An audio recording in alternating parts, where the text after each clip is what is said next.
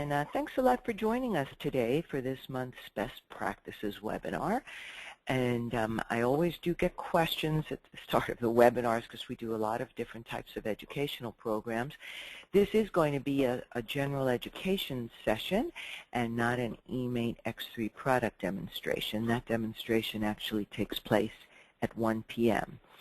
But for those of you joining us for our Best Practices webinar, I'm really pleased to have with me a new guest speaker, and he's new to our program, but he's certainly not new to the industry. And John Reimer is going to be presenting today's topic, which is optimizing operations and maintenance with predictive technologies. And John is the president and founder of FM360, which is he's both an educator and a consultant. And just a little background on John, since he is new to our program.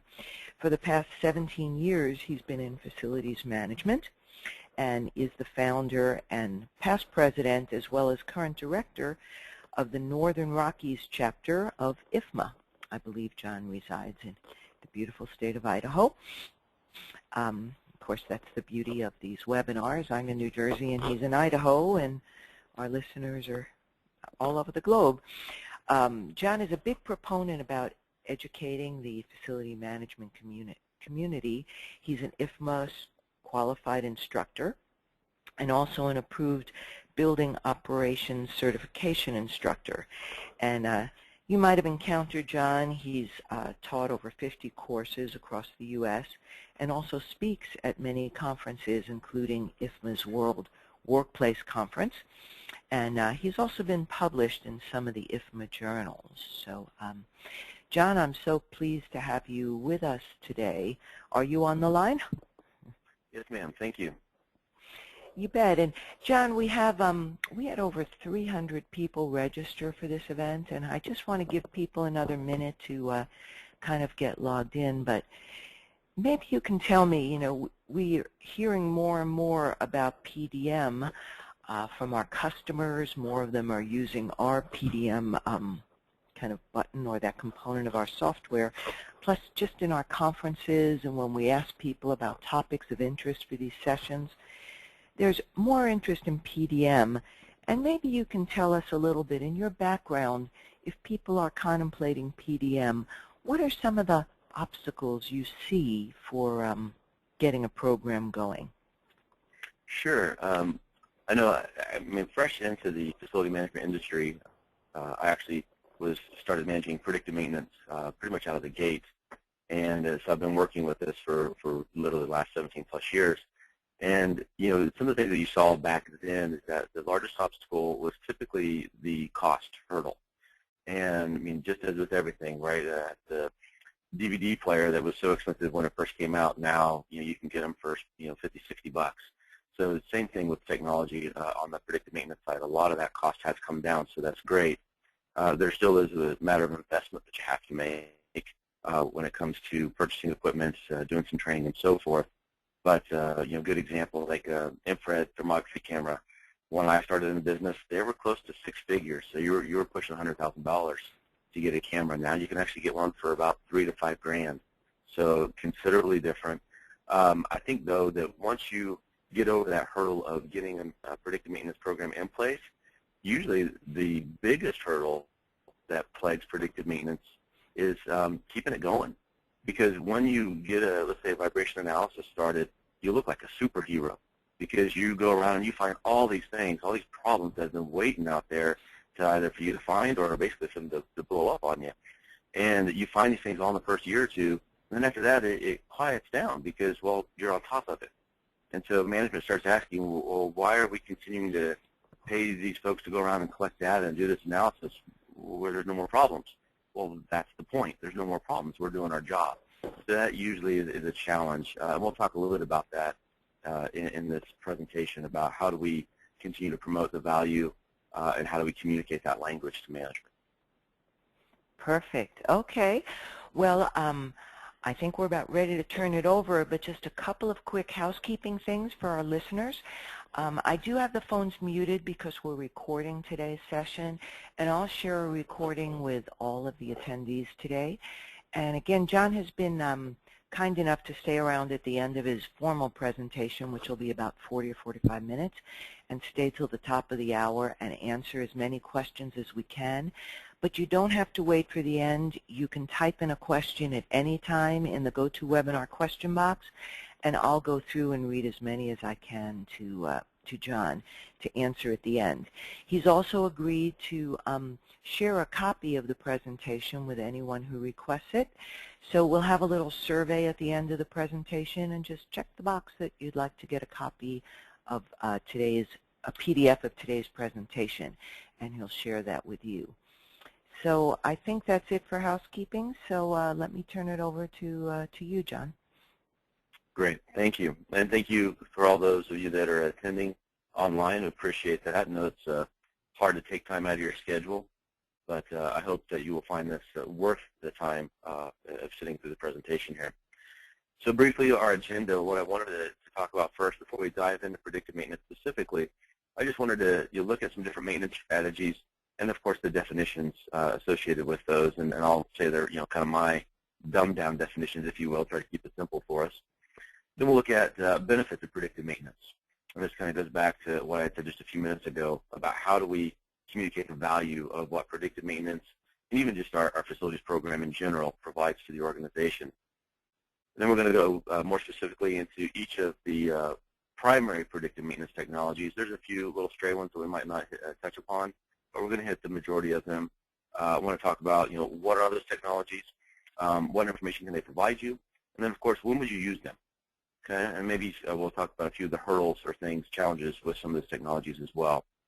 As we come to the close, we'll look at incorporating, integrating the technologies, and then I've got a slide in there with some listing some other good resources in case you want to learn a little bit more or dive deeper into some of these respective technologies. So with that said, we'll go ahead and get started here. Maintenance strategies. We've got a few different definitions. I've got run to fail, RTF. And it's kind of that mentality, as it says there, if it ain't broke, don't fix it. And RTF is a legitimate maintenance strategy. Now, it should not be our norm for everything, of course, but run to failure would be something that would make sense for a piece of equipment that was low in criticality, so basically its impact on life safety or impact on, let's say, productivity.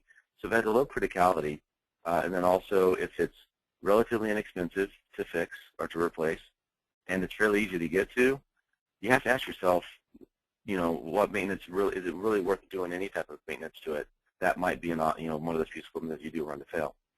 Now, most of us are going to be pretty familiar with preventive maintenance, and that generally is defined as scheduled maintenance that occurs either on a calendar or run-based, so runtime based. So basically, after say 3 months, it's time to change the filters, regardless if they need them or not, or it's ran, say the generator's ran a certain number of hours, so now it's time to change the oil.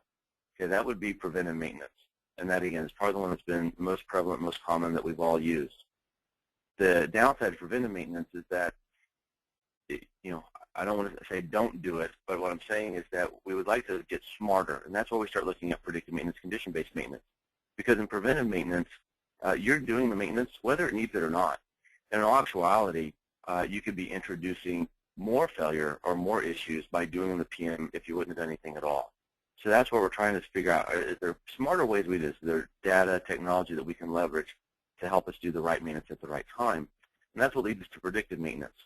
And the line between predictive maintenance and condition-based maintenance can get a little blurred because when you look at, let's say, condition-based maintenance, we're trying to utilize a variety of data. And we'll talk about that in a little bit more in a second. Whereas predictive maintenance usually is just focusing on those specific technologies that we're going to look at today. And in predictive maintenance, you're going to use that information to figure out how is my equipment performing? Does it require maintenance? Is it out of alignment? Do I have a hot spot or a cold spot? Things like that. Are there issues that I need to resolve? And then if so, when?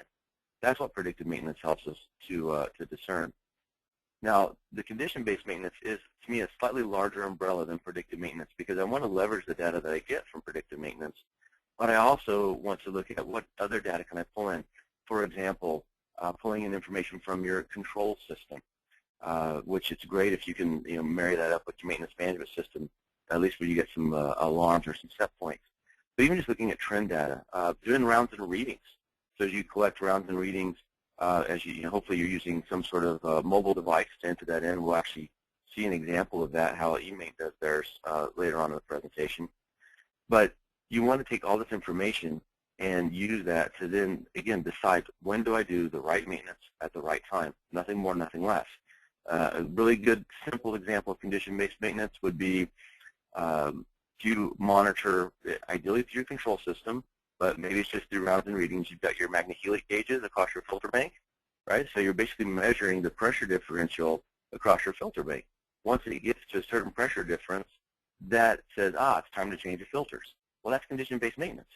And that, of course, is going to vary depending on what's the environment like outside.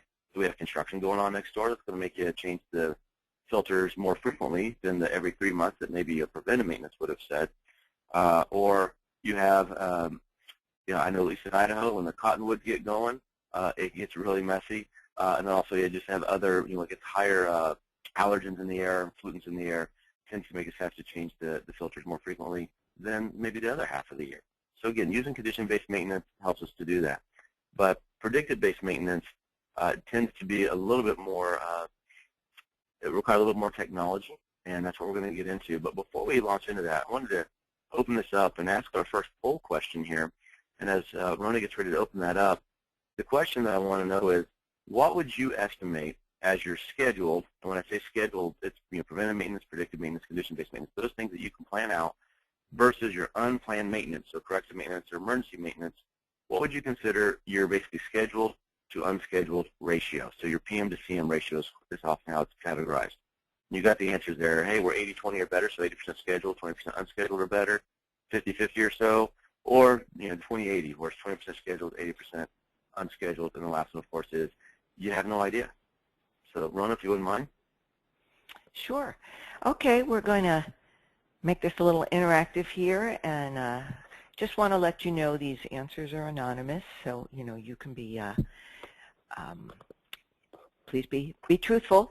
And John is asking, what's your planned to unplanned ratio? Just type your answers directly, and once we get all the votes in, we'll share the results. So it looks like it's just always a good way to kind of get a feel for, we have over 130 people on the line, and kind of where are you in this continuum. All right, we have 75% in, so I'll give you about 5 more seconds to think about it. Okay, looks like the votes are in, so let me go ahead and share those results. And John, it looks like about 32%, almost a third, are 80% planned or better. An equal number, 32%, say about half and half.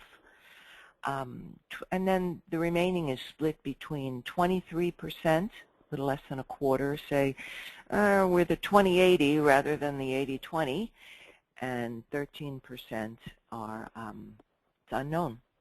Okay? No, that's great. Thank you very much.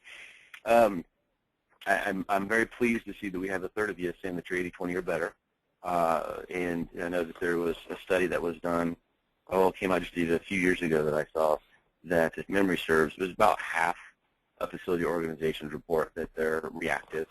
I know a lot of the organizations that I see, they tend to be more, they tend to be closer to that 20-80. But again, most of them don't have an idea. And I think, those of you, because you're probably online because you already have eMaint as a system and you're utilizing that, which, to me, that's one of the first things you need to have as a maintenance management system, so you can monitor how you're doing. And it's one of the things where, if you can't measure it, you can't manage it. So that's great. So to move into looking at some of the benefits of predictive maintenance, any presentation I give, any class that I teach, I guarantee you, and if one of you all have seen me present before, you've seen the rule of 100, 10, and 1. Now, I can't take credit for it, but I think I thought it was a really good, concise way to communicate and really give us perspective. And that's really what we're looking for here is when you look at what is the relative cost for basically people or production versus facilities versus utility costs. And when we look at this, the rule of 100 So basically the largest asset, largest expense for most organizations is going to be their people, their payroll. And that's, how the money's made, it's how the widgets get produced, it's how the keyboards get punched, whatever service your organization provides, even if it's in the public sector. That gets a little tougher to figure out, but even in the public sector, we're looking at, I'll say, a throughput or efficiency. How well can we get things done with the resources we have? And that is, of course, for the entire organization. And, I'll say it's a misnomer here. We say 100, which, we're trying to say it's $100. It actually should be more like 300 or 400, so a higher number. But, 110 one's a little easier to remember, so we stick with that. The $10, the 10 facility, basically the second largest asset and expense for most organizations is going to be their facilities. So both, the capital costs, but also operations costs. That's what we as facility professionals have direct responsibility for, and that is a pretty large bucket. Then the third typical largest cost for most organizations is the utility cost. And again, that's relative, it's just $1. I know there's been a lot of focus on energy, especially in probably the good last decade or so, and folks trying to justify making improvements using just the utility cost. And you can get away with that in lighting, but once you start getting into some of the bigger ticket items like putting in the control system, upgrading HVAC, it gets really tough. That's why we need to leverage the $10 of how can we reduce facility costs. And maybe that is not, I'm not going to cut head count or anything like that, but through just something as simple as minimizing reactive maintenance. There's been studies that have been done, like the DOT was one of the Department of Transportation, where they found that the cost of reactive maintenance is 5 to 8 times more than if you just would have been doing the PMs to begin with. Okay, so if you were getting to where we could get our maintenance program set up, we're going to reduce our costs regardless. The other thing that you're going to do is by maintaining the equipment, you should, one, hopefully at least realize its typical life expectancy, but maybe even extend it past that. So you're going to reduce the frequency at which you have to do your capital replacement. So there, it's going to reduce your cost. But to me, the biggest thing and the largest thing that we continue to miss and haven't bridged this gap yet, and this is why I like sharing the rule of 110-1, is that facilities has a direct impact on the productivity of the folks that work inside of it. So something as simple as filters, we talked about that earlier. If you have dirty air filters in there, they did a study where they took basically clean air filters, measured productivity of the occupants. Put in the old dirty air filters, measured productivity of occupants. The productivity dropped 9%. So just by changing filters, you can affect the productivity of almost 10% of the occupants. And if you start talking, you've got a few hundred folks in your building, a burdened, I'd say a burden cost of $100,000 a year. It's probably even more than that now, but it's a good rule of thumb. I mean, you could easily make it so that you're saving, by if you say I'm going to increase productivity by 10%, that could be $1 million or $2 million. So now you're starting to get the attention of the executive. Then you put it onto the other side where it's not just cost. How about revenue generation? What's the average revenue that's generated per head count sitting in that space? Hopefully most companies have $200,000, $300,000, it's going to depend, but you got to figure that out. So it's important for you to do your homework, understand your business, and then see how your facilities impacts productivity. I've got a number of articles on my website that help to drive this point home, but the reason I really want to focus on this is because this is what you're going to need to justify getting your program, whether it's you bringing it in-house or bringing in contractors, and then, of course, maintaining that program once you find all those things that we've been waiting for you to find that first year or two. How do you justify it ongoing? So really important thing I want us to consider. But let's move on into the specific technologies. So the technologies we're going to talk about are going to be predictive maintenance with vibration analysis, infrared thermography, also known as IR, ultrasound, ferrography, so maybe you're not too familiar with that word, but essentially it's fluid analysis, oil, refrigerant, etc. So that's what ferrography is. Motor circuit analysis and laser alignment. And those two, they usually get lumped in with predictive maintenance, even though you don't necessarily do them on a routine schedule basis like you would with the others. It's because they utilize technology that they throw them underneath the PdM umbrella. So we're going to ask our second poll here before we jump into vibration analysis. So our second poll is, just out of curiosity, which PdM technology, so predictive Predictive Maintenance Technologies do you currently use in your facilities? And I want you to go ahead and select all that apply. So, Rona, if you wouldn't mind opening that poll up. Yeah. And as John said, this will be, you can answer with multiple answers and let us know which one you're using today, because we do have a limited amount of time, and John wants to be sure he focuses on the ones that are of most interest, or at least wants to understand which ones you may already be familiar with. All right, so we have about 2/3 of the votes in, so let me give that about 5 more seconds. We do appreciate your feedback and participation here. Okay, I think we have a couple more. All right, let's go ahead and share the results. And John, what we learned is, oh wow, this is interesting, because we did this a year ago with much different results, but 65% of our listeners are using infrared or thermography. 44% utilize vibration analysis. 21% ultrasound. 32% ography or fluid analysis, and 22% motor circuit analysis. All right? That's great. I would, that doesn't really surprise me too much, because you have infrared thermography and vibration analysis have been and continue to be your most prominent PdM technologies utilized. Ultrasound, I want to say it's dying out in the sense of you don't see it used as much, because we don't have steam plants as much as we used to, because those are phasing out as well. So that's why we're seeing ultrasound go down, but it still is a very useful technology, and we'll talk more about that. I was surprised to see motor circuit analysis be up there at about 20+% though, so that is surprising. That's good that folks are utilizing that technology as well. Well, let's jump into vibration analysis. Basically, I give you a very simple definition there. It measures vibration to identify faults and potential failure modes, and that's pretty much it in a nutshell. What you're looking at is both the overall vibration, and there's a few different tools that we'll talk about that can give you the overall vibration, and we'll get that I think on the next slide or two. But you see those little crazy graphs there. Those are called fast Fourier transforms, or FFT. And basically what you're looking at is on the y-axis, so the vertical axis, is the amplitude, and it's going to be typically you're measuring velocity, which would be inches per second, or even measuring acceleration, which is in Gs. And then on the horizontal axis, so the x-axis, is the frequency. And what we do is we're basically trying to equate that frequency to shaft speed.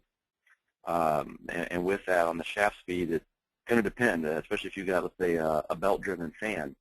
While the motor's turning at 1 RPM, whereas the fan itself is going to be turning at a different RPM. And then, of course, the belt is going to be turning at a completely different RPM than the other two.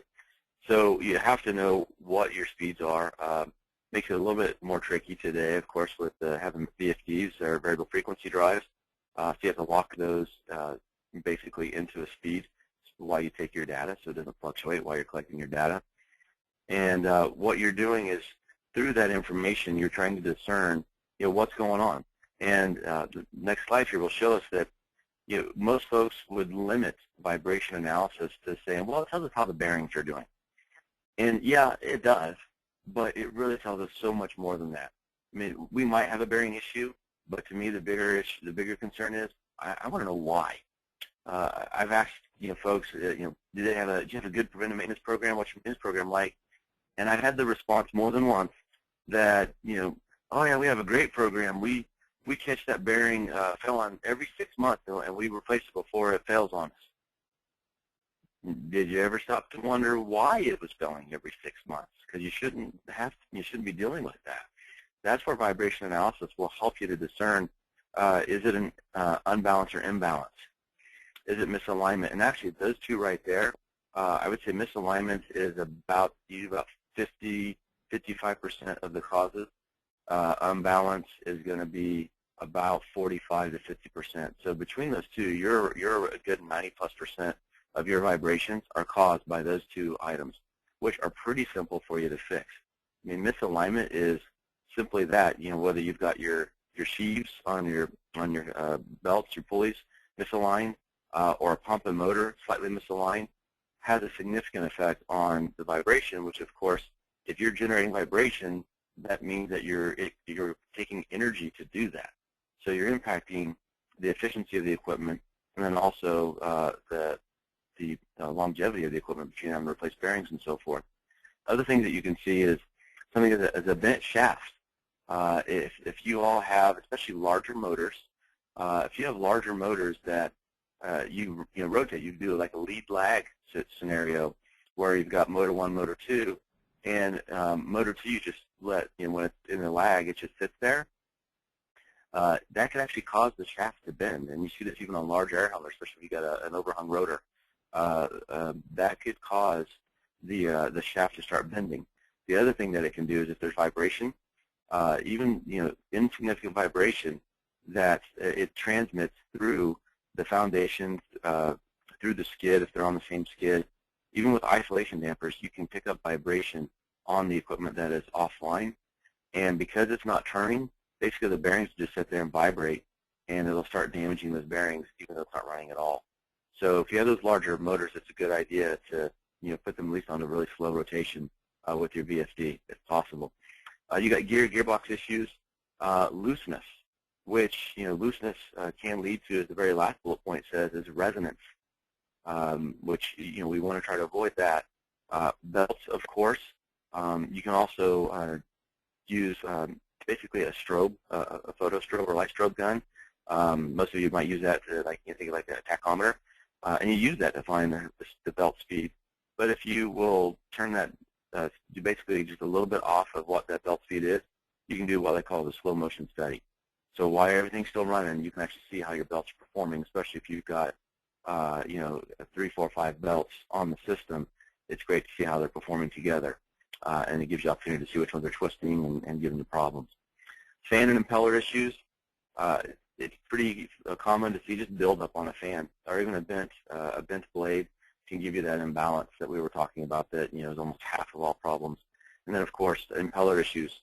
I've seen it many, many times where something got dislodged or got let loose in the piping, and now it's stuck on the impeller, and you're seeing that come around. If you've got let's say 5 blades on the impeller, I'm seeing a 5-time shaft speed, so that's the shaft speed of the motor, assuming it's direct coupled, a high 5 times shaft speed vibration, which tells me I got a problem with the pump impeller, and sometimes it's even just a broken impeller to begin with. One that shocks most folks is that you can see electrical and motor issues.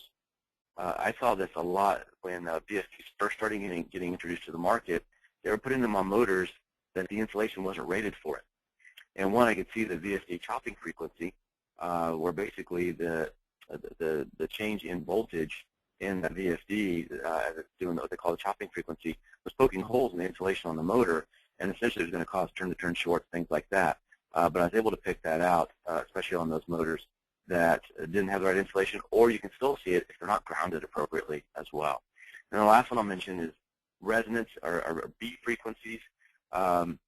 You'll get that call, say in the afternoon once the air handler up on the roof, it comes up to, higher speed, or the chiller up there kicks on, the secondary chiller kicks on, because it's creating some sort of vibration, and now it's causing the lights to kind of vibrate. And a beat frequency is essentially where the vibration comes and goes and comes and goes. That means you're near the resonant frequency. Quite often you can mitigate that just by going and tightening things up, by changing the natural frequency at which that piece of equipment, that system would resonate. So there's some sort of forcing vibration, some forcing frequency, but if you can tighten things up, you'd be amazed at how you can make some of those annoying vibrations and those, of course, calls that you get go away. So vibration analysis, moving on to the next slide, when would we use this? When does it make sense to use vibration analysis?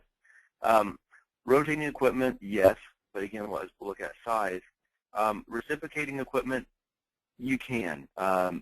Compressors, generators, they get really tough because the reciprocating motor in there makes it pretty challenging. It creates a lot of what's called white noise, so it's a little bit tougher to pick out the problems. But that will lead us to leveraging another technology, ography, that we'll talk about here shortly.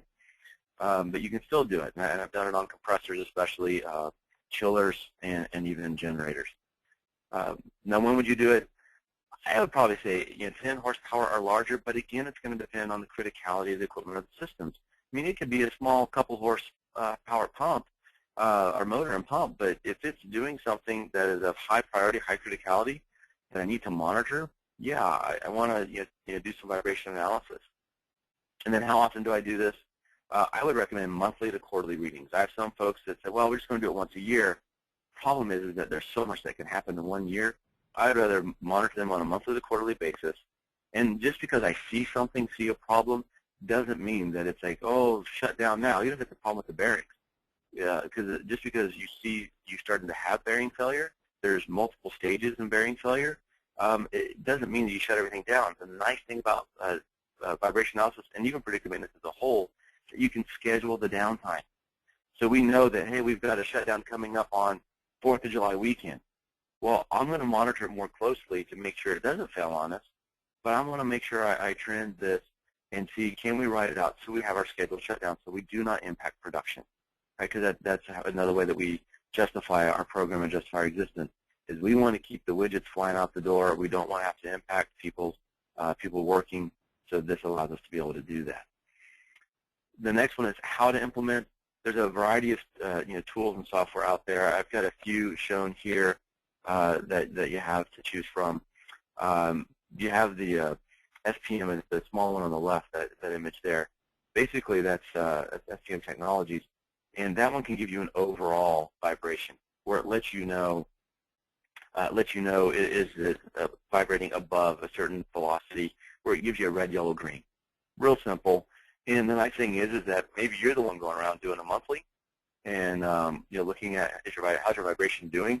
But if something gets into that yellow or red range, well, maybe that's when you call in those folks that actually have the vibration data loggers, basically do the vibration data analysis, because you can get one of these vibe checks, as they call them, for I think $1,500, pretty inexpensive. But if you were going to go buy one of the other units up there that for doing the actual fast Fourier transform and doing the analysis, you're going to be spending anywhere from $5 to $10 grand pretty easily to get the equipment, and then you've got training that goes with it. Like myself, I was a vibration analyst level 3 and taught some of those classes, and it took a while to get to that point. And it is kind of a mix, as many of these predictive technologies are, kind of a mix of art and science. You want to have somebody that does this on a fairly regular basis, so that you can they can see more things and stay they continue to learn, right? As they see more failures, more possible scenarios, they're able to utilize that pretty much every day in their job.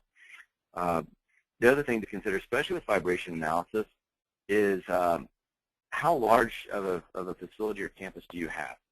If you're an office building, you maybe got some big air handlers or some big motors that you're thinking, gosh, it'd be really great to have vibration analysis, I might look at outsourcing that. But if I have, let's say, a large manufacturing facility, or I'm on, let's say, a university campus, where I basically have enough equipment that I could keep somebody busy at least part-time doing vibration analysis, it might make a lot of sense to bring something like that in-house, but it will take some investment up front. All right, so let's move on from vibration analysis and go to infrared thermography. Now, infrared thermography, that one was one of the most, I think it was like 60+% of you said that you currently do, and typically that's most frequently going to be done on your electrical systems, and we'll talk about that here in a second. But infrared thermography itself basically uses infrared imaging to detect radiation or heat, right, in the infrared range, measure and visualize relative heat of objects. And that's all we're really trying to do, is do a comparison of, hot, cold. As you can see some of the images there, that let's say that motor, the middle image, they're showing me that inboard bearing is pretty hot. Why? Now, what I don't know is what is the range, and that's something that anybody that does thermography for you, when they show you these images, if they choose a narrow range, they can make something like the transformer on the bottom picture look really, really, really bad. But when you look at the range, well, it's a 10-degree range. It's really only 7 degrees hotter than the adjacent ones, the adjacent banks.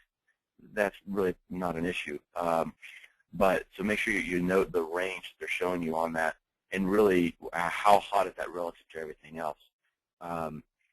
The one thing about infrared thermography that is great, and this is actually as a vibration analyst that I used to be, this is what I didn't like about the thermographers, is that I would show that crazy haystack fast Fourier transform to supervisors or management, trying to show them that, hey, we have a problem that we need to monitor, and we may have to shut this thing down. And it just didn't quite click. And then the thermographer would have the IR camera go take a picture, and they'd come back and go, look, it's hot. And they'd go, oh, I think we got a problem here. You know, that's the whole thing, right? Pictures worth 1,000 words. So an IR camera is a great tool to have in your toolbox, whether you're using it to do electrical panels or not, for you to, if you're trying to communicate that we have a problem, that you can take a picture of it and show that to management in a presentation or something, and they see visually, yes, we indeed have a problem. Now, the negative to infrared thermography is they don't tell you what's causing the problem, especially when you look at rotating equipment. Like, for example, that motor there, I see the bearing's really hot. Why? Is it imbalance? Is it misalignment? What is it? I don't know.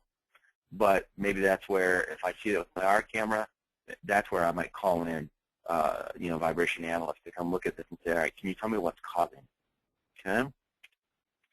Now, applications. As we see here, mechanical systems, like we just talked about with motors, pumps, etc. Transformers is pretty regular. The most common thing you're going to see done, though, are breaker panels. And in all actuality, that's something I recommend you do at least annually. Some of your insurance companies may require that you do it annually, or they give you a discount on your insurance if you're doing infrared thermography. I know some would recommend at least every 2 years, but again, 1 to 2 years is what I would do. So you got breaker switches. Now, something that has continued to increase, and I keep waiting to start seeing some drones flying around doing this, is envelope testing. So I know that was in the beginning, probably a good 10, 15 years ago, really expensive because they would use infrared thermography on a helicopter. Not exactly cheap to get a helicopter up in the air. Most recent, I've heard folks saying that you have people using like the remote-controlled helicopters, because now cameras are a lot smaller, so they're able to use a remote-controlled helicopter. So again, I'm waiting to see for the next evolution where they're using drones to do this. Where you look at the bottom right picture shows you where I've got some heat coming through. Basically I have some probably insulation deterioration there. The other thing that I would see, if I were to flip-flop that and see that I see it really blue, so it's a cold spot, that's going to tell me, hey, that's where my leak is. So you can use infrared thermography to show you where you're getting conditioned air escaping the building, bad insulation or openings, and then of course if you have leaks in your roof that you're trying to chase down, infrared thermography is a great tool for that. Now, when to use IR, I already talked about using it on an annual basis, doing predictive maintenance, especially on your breaker panels, and on just basically your electrical systems in general. The rule of thumb is 200 amps or larger is what you would scan or shoot, as they would say.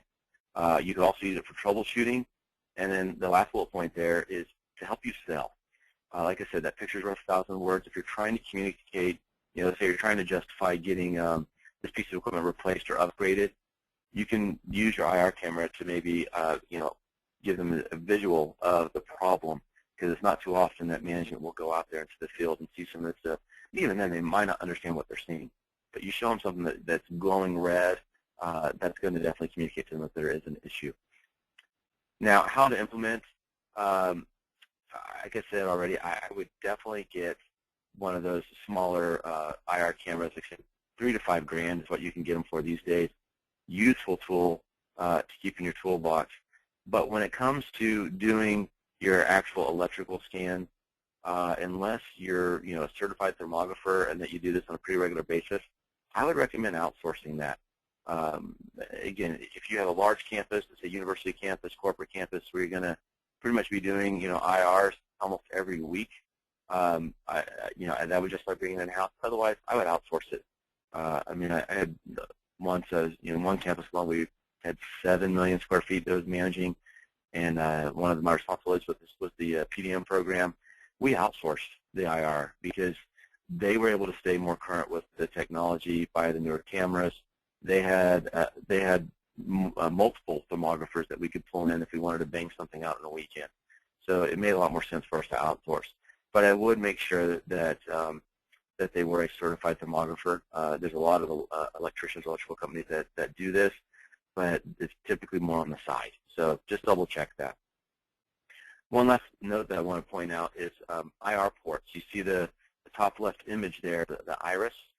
I would recommend putting these on your switchgear, so your larger switchgear, because I'm not a Sparky, and I'm not one that wants to go and remove these panels. I mean, of course, you got to coordinate the shutdown of your primary switchgear and main switchgear, coordinate the shutdown, remove the panels, fire it back up, open, and scan it with IR.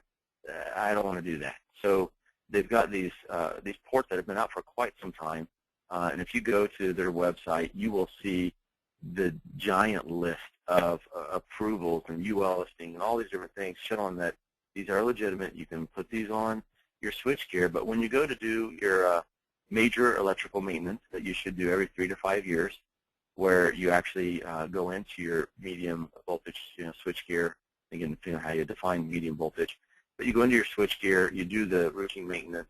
I would install these IR ports so that next year when you do your IR scan, you just walk up to it, you slide that little flap open and shoot it from there, right? You don't have to shut anything down. It's easy and they're relatively inexpensive.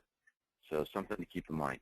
And you see those iris type ports regularly advertised, I think, like on the back page of Maintenance Technology, which is a great magazine, and I'll give you that web address a little bit later on in the presentation here too. Moving on to ultrasound. Ultrasound, like I said, is something that it's being used less because we don't have as many steam systems out there. That's my primary use of ultrasound is looking at steam traps or looking for steam air gas leaks, like in a hospital, uses to hunt down specialty gases that were leaking inside the wall. You can also use them on transformers, where you're listening for the snap, crackle, pop. Hopefully you don't hear too much of that. Of course, bearings. And I remember, old school, when I was first getting into predictive maintenance, the old school on the bearings was, taking the screwdriver, right, and holding it up to your ear and putting it on the bearings. That was kind of their, I'll say, rudimentary version of ultrasound. Technology's come a long way, and it's actually relatively inexpensive. The other thing that is a great use for ultrasound, as you can see in the bottom right picture, that gentleman there is using it to discern how much lube to put in. Because what's the worst thing you can do to bearings? Over-lube them. And so this allows you to make sure you put in just the right amount, not too much, not too little. And then, of course, we've got cavitation listed there, being able to listen to cavitation on pumps and whatnot. So ultrasound is still a very useful tool, relatively simple. The technology has advanced a lot, especially in the digital age, and pretty easy to incorporate this into your PdM program, and does not require significant training either. Some other benefits of ultrasound, especially if you do still have a steam plant, which, not to say that they're all going away, but I predominantly see them in, let's say, hospital campuses or larger hospital, university campuses, and that's the example that we have here from Indiana University. They found that they were saving about $300,000 a year by doing ultrasound, because essentially what they were doing was looking for their steam traps not operating correctly. When to use it, at least annually, especially if you're using them on steam traps or listening your transformers, etc. The other thing, too, is troubleshooting. So if you're trying to chase down a leak or some issues, ultrasound, again, is a nice little tool to have there in your tool bag to utilize. How to implement, in-source, outsource, like I said, it's relatively inexpensive, depending on the size of the plant and, of course, the amount of equipment that you have. The other thing that you've got a bearing tester, which is another one from PdM Technologies that's been out for a long time. And that one, they themselves wouldn't quite say that it's ultrasound. It's kind of a mix of ultrasound and vibration analysis. But it's a bearing tester that gives you a red, yellow, green as well, kind of like that vibe tester does, but this specifically is just for looking at bearings. So you do have some different tools available for you that are still relatively inexpensive and, again, don't require much training. Moving on to ferrography. So the definition there for ferrography is analyzing the particles present in fluids. And then the other thing that you can do is look at their wear. So looking at what type of material is it, of course, what's the quantity of that, parts per million, and then what do they look like? And that's some of the images that you see there is the labs that you send your samples to. They actually be able to come back to you and say, hey, well, it's copper and it's being shaved off this way, so we think it's being caused by this. And again, it doesn't necessarily mean you have a problem. It means that it's something that you want to trend. And that's where you have data, again, that you're collecting and just trending over time so that you do the right maintenance at the right time. That's the whole point of predictive maintenance. A lot of you, I know we only had, I want to say about 30% or so indicated that you're using Thermography on campus or on your site. My guess is it's actually probably closer to 100% of you, because if you have a generator, your service contractors doing your generator maintenance should be doing oil analysis at least once a year. They're probably doing coolant analysis, and so ask for that data. And of course, fuel analysis, that gets done pretty regularly as well. So those things would all fall underneath the umbrella of Thermography. If you have chillers, you're likely having Thermography done. So refrigerant analysis is done typically as part of the annual PM on chillers. Again, you may not know that that's going on, but ask your service contractor to see that, to see the data, and you can put that into your maintenance management system and continue to trend it yourself. And then there's a lot of really good tools online from these labs. And when you look at cost of these, so our next slide here of when to use and the relative cost, it's down to where, I think I heard the other day, even as cheap as like $30. But anywhere in that $30 to $100 range, depending on what you're having done, you can collect the samples yourself, submit it to the lab, they give you the report.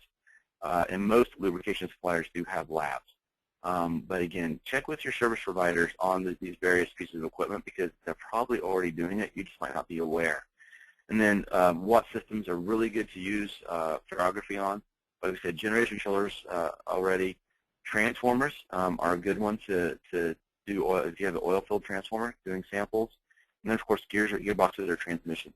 Because I want to see, how are things meshing? Am I getting a lot of metal rubbing, indicating another issue, or maybe I need to go in and align some things, something like that. So we're going to move into motor circuit analysis, and briefly we'll get through this. Motor circuit analysis, and I chuckle because basically the image on the right is the same case it looks like that they used, when I did this almost 20 years ago. I know the laptop's been updated, but what they use it for is pretty straightforward. And quite often I would bring out motor circuit analysis as part of troubleshooting or to confirm a problem that I found, usually in vibration analysis. But basically it would allow you to see, some motor issues, like electrical imbalances, insulation degradation. We've got winding defects, rotor issues, etc. And I would, like I said, be able to see that I had an issue, or do vibration analysis, or maybe even through infrared thermography. I would grab the MCA tool and put that on there, and and basically do some more deep dive and figure out exactly what is causing the problem. Not typically done where it's, hey, once a year we're going to not do an MCA on all of our equipment, but some of you folks may be doing that, and that's great. It's just not something that I see regularly done, but it is quite often coupled with vibration analysis. Now, if you don't have an MCA tool, because, again, there is an expense to purchasing them, and of course some training that goes along with it, a lot of your motor providers or motor shops, some of them will have MCAs, so you can check in with them and see if that's something that they can do for you if you are suspecting a motor issue, or you find something in the electrical side of it, the motor side of it, do vibration analysis. The last one that we're going to look at here is laser alignment. Again, not necessarily a predictive tool in the sense of you don't go out and on a routine basis check the alignment of your equipment. You should be doing this, of course, as you're changing the belts or installing the pump or the motor. You should be using laser alignment. And again, when we're talking about misalignment, is approximately 50% of all breakdowns. I'm going to want to use a laser alignment tool. To give you one quick example, is a company, or basically a client that we were doing some retro commissioning for, and found that they were complaining that they were having to replace their belts all too frequently. Well, we put on a laser alignment tool, and we actually thought it was broken there for a minute because things were so out of line. And we asked them, how did you align the sheaves? And basically the shoestring method. And the line's always straight, so the shoestring method is not a good way to verify that. So we basically aligned the pulleys for them, the sheaves for them, and saw a 14% dropped in the amperage just by doing that. Never mind the wear and tear on the equipment and the unnecessary shutdowns to replace them, et cetera, utilizing that rule of 110 to 1. It's something as simple as that. Vibraline says that 50% of all breakdowns are due to misalignment. Again, something that's easy for us to do. And nowadays, the technology on laser alignment is great. That I believe they've got it down to where all you need is like a 90-degree swing. Because when they first came out, you're looking at it, 270 to 360-degree swing, kind of tough to do when you've got neighboring equipment, especially when you've got, it's sitting on a skid. But now that you've got 90 degrees and it tells you exactly how much shim to put where and what to do, it's a very useful tool, and the cost of them has come down quite a bit. So if you don't have laser alignment tools in your maintenance shop, and if you are ones that are changing belts and are replacing pumps and motors, you need to get one. They're relatively inexpensive, easy to use. The next slide here that I want to look at is incorporating and integrating these together. I have talked about already how we use some of these different tools to, I maybe find a problem with vibration analysis, I want to confirm it with MCA, or infrared thermography sees an issue and I perform vibration analysis to confirm it. Same, ultrasound, et cetera. These tools, just like the quote there, right? The whole is greater than the sum of its parts. It's what you really see the values when you bring them together. Now, granted, you're likely not going to go out and buy all these, get all the training.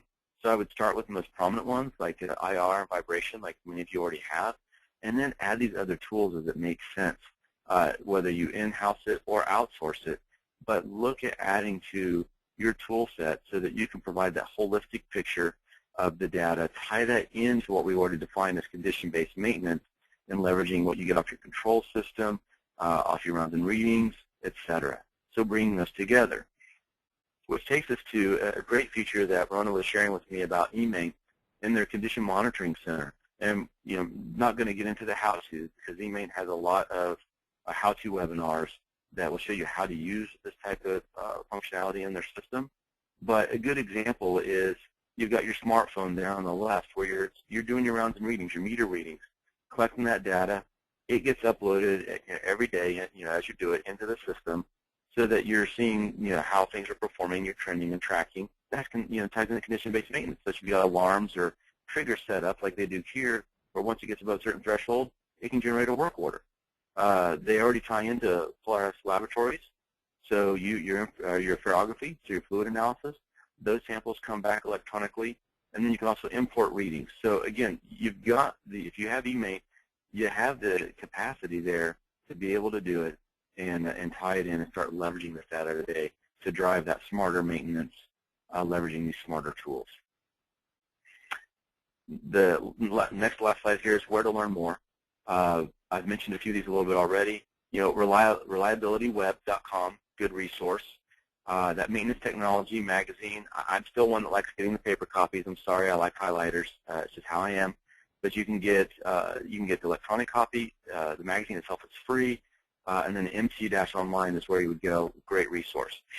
And if you really, pardon the pun here, if you really want to geek out on this, Society for Maintenance Reliability Professionals, the SMRP.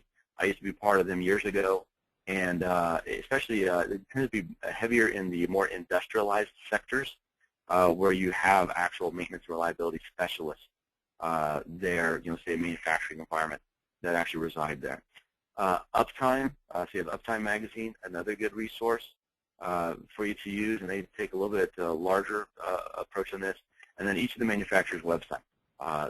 They have a lot of online learning that you can do through them, of course, webinars themselves. And then on my website at 3FM360, we've got some online training that actually goes into these, looking at how you set up a maintenance program, the whole rule of 110-1, tying these things all together, and how you build your program.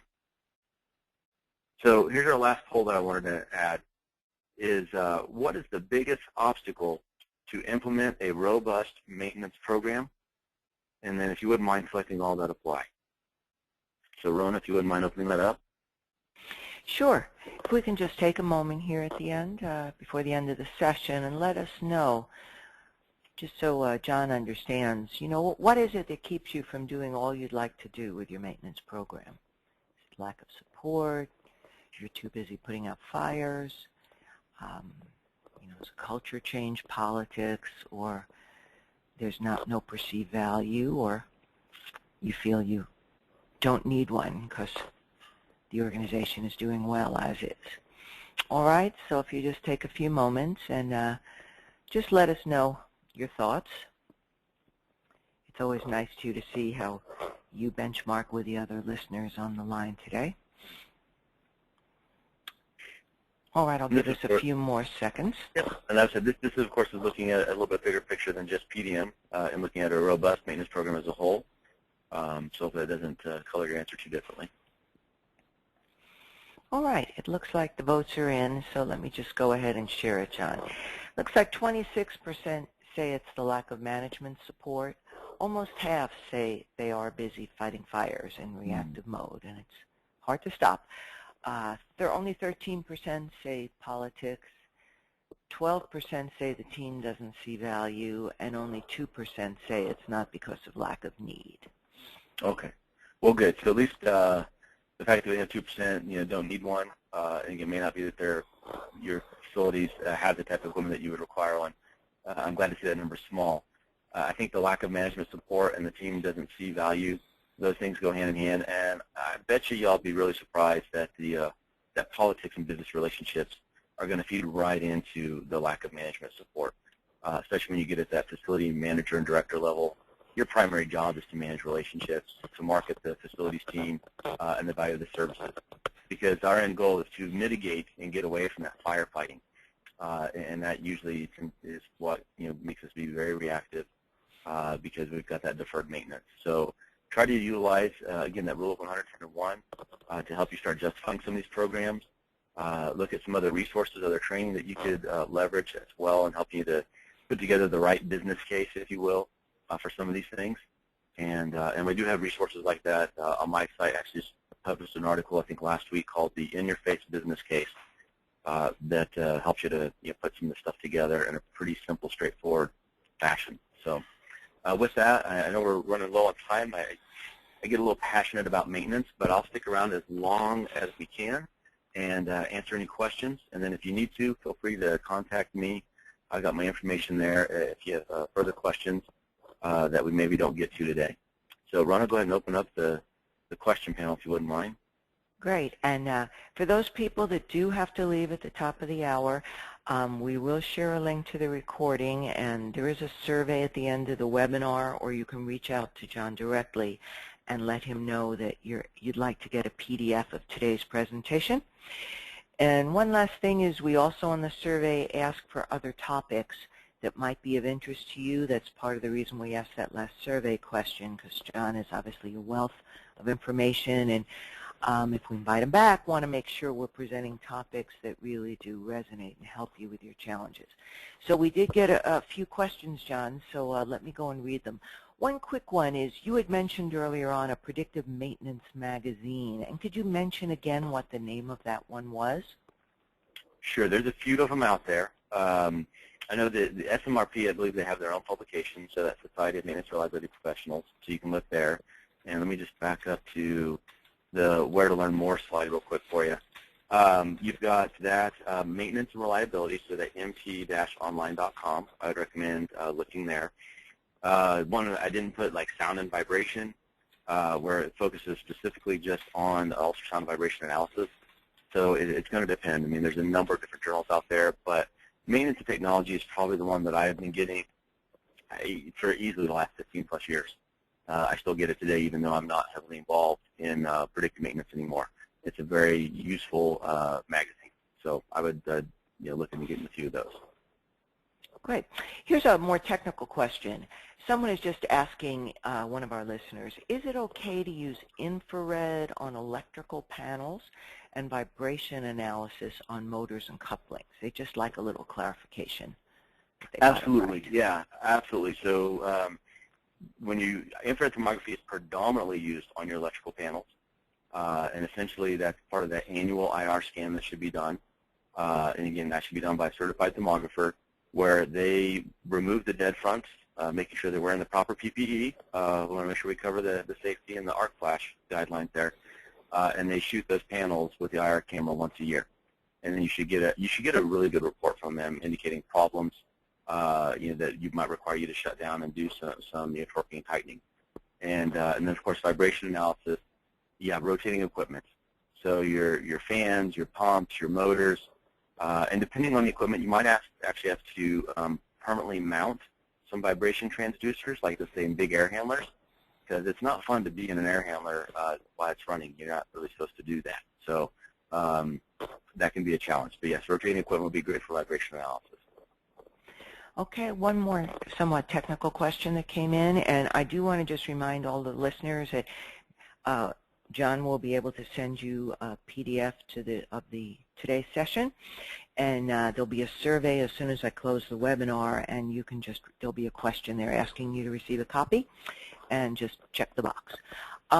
One listener is asking about emissivity, if I'm pronouncing that right, and how you utilize it. Is it okay to use it on air leaks from glass joints? Can you just again clarify emissivity, the definition, and how to utilize it? The only time at this juncture I've encountered emissivity, and that's part of one of the arts and sciences that go with doing infrared thermography, is knowing what the emissivity of some of the different materials that you're looking at. So that's where having a certified thermographer would be very useful, because they do have that training to help you discern. Now again, the technology is smarter these days, so it helps eliminate some of that guesswork. But I would make sure that you get somebody that's trained at using an IR camera that is able to discern that and use the right filters and so forth, because it is an art and a science. So hopefully that answers the question. Very good. And I think we have time for one more. This is a little bit open-ended, but maybe you can just give us a brief getting started. One of our listeners asked, if you don't have today a PdM schedule, where would you start? Just a few things for someone who even hasn't started on that journey. What's a good couple tips of a starting point? Sure. From again, I'm going to look at this. My past experience being a vibration analyst, but I'm going to have to give my vote to infrared thermography. The first thing I'd want to get started, just from a life safety standpoint.